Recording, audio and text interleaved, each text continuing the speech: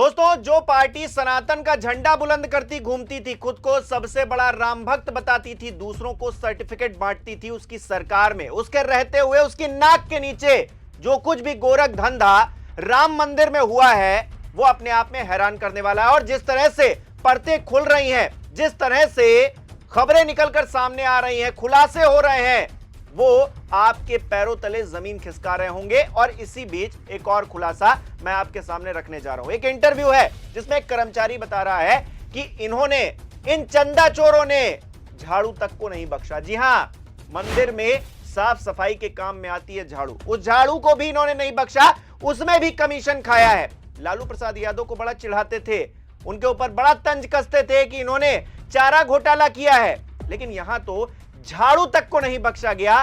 कितने बड़े राम विरोधी ये लोग हैं, आप देखिए खबर।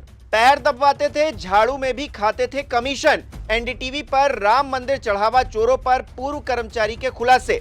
राम मंदिर के पूर्व कर्मचारी ने बताया है कि चढ़ावा चोरी मामले में गिरफ्तार 8 आरोपियों से पहले उसकी खूब मुलाकात होती थी। ये लोग खुद को बड़ा ईमानदार बताते थे।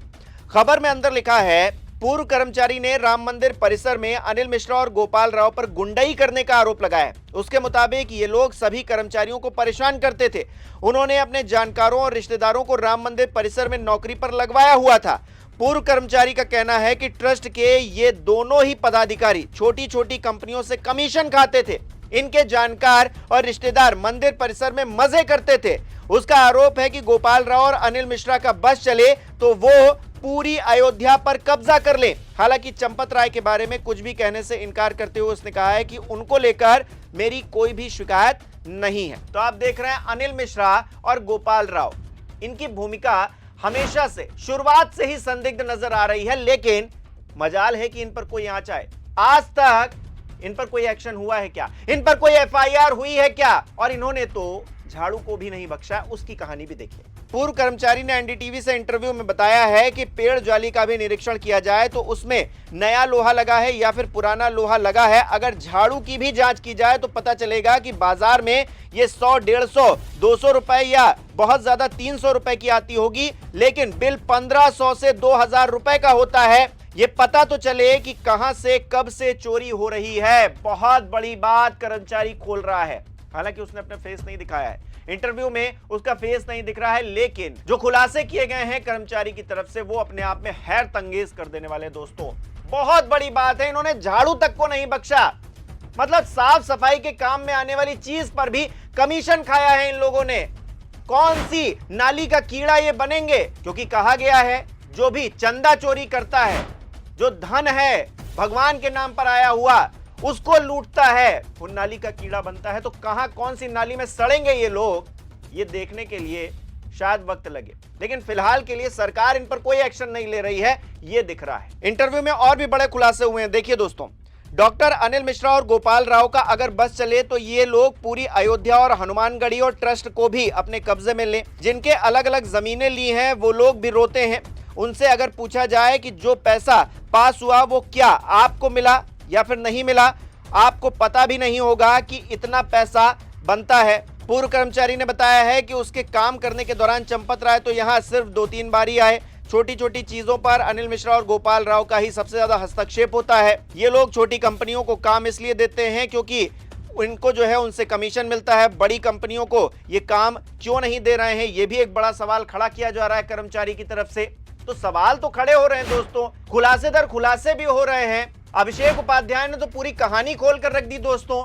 राम मंदिर में जिस तरह से चढ़ावा चोरी हो रहा है, या फिर नृपेंद्र मिश्रा की भाषा में कहूं तो डकैती डाली गई है, जिस तरह से उसकी परतें तो खोल दी ना। उन्होंने तमाम इंटरव्यूज किए, सब कुछ साफ हो गया। जो एसआईटी जांच करके सामने नहीं ला पाई, उससे ज्यादा तो अभिषेक उपाध्याय ने काम कर दिया। लेकिन बावजूद इसके ना चंपत राय पर कोई एक्शन, ना अनिल मिश्रा पर कोई एक्शन, ना गोपाल राव पर कोई एक्शन। यहां एसआईटी कहती है कि कोई भी अयोध्या छोड़कर नहीं जाएगा, और यहां सब लोग चंपत हो जाते हैं, आरएसएस के कार्यक्रम में नजर आते हैं। तो ये है एसआईटी की इज्जत, ये है एसआईटी का रुतबा, ये है एसआईटी की हैसियत जो इस पूरे मामले की जांच करे। और एसआईटी बनी भी किसके लिए है? ये एसआईटी उसी ट्रस्ट के अनुरोध पर बनी है जिसमें ये पूरा गोरख धंधा चल रहा है। एफआईआर भी उसी ट्रस्ट के कहने पर की जाती है जिसके लोग जो है संदिग्ध हैं, ऊपर से लेकर नीचे तक अभी तो 8 लोग गिरफ्तार किए गए हैं ना, लेकिन कहा यह जा रहा छोटी मछलियां पकड़ी गई, बड़े जो मगरमच्छ हैं वो नहीं पकड़े गए। और यहां पर चंपत राय ने तो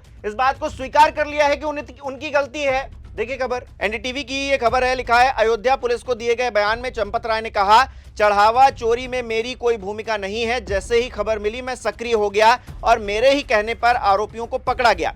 चढ़ावे में कोई हेरफेर ना हो इसकी जिम्मेदारी मेरी थी, मैं ये मानता हूं।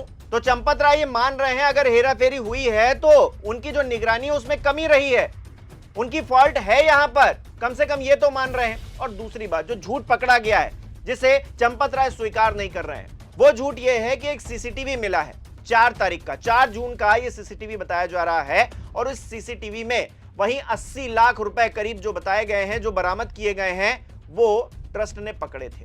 बावजूद इसके 2 दिन बाद चंपत राय कह रहे थे नहीं नहीं नहीं नहीं, कोई घपलेबाजी नहीं हुई है, कोई घोटाला नहीं हुआ है, सिर्फ ऑडिट चल रहा है, ये तो एक नॉर्मल सी प्रक्रिया है, उसी प्रक्रिया के तहत ये ऑडिट हो रहा है, कोई दिक्कत नहीं है, कोई घपलेबाजी नहीं है। और यहां पर 2 दिन पहले ही आपने 80 लाख रुपए बरामद कर लिए। वो कौन से कानून के तहत? एफआईआर तो दर्ज हुई नहीं थी, किस कानून के तहत, किस जगह से आपने बरामद किया? और क्या गारंटी है कि सिर्फ 80 लाख रुपए बरामद हुए?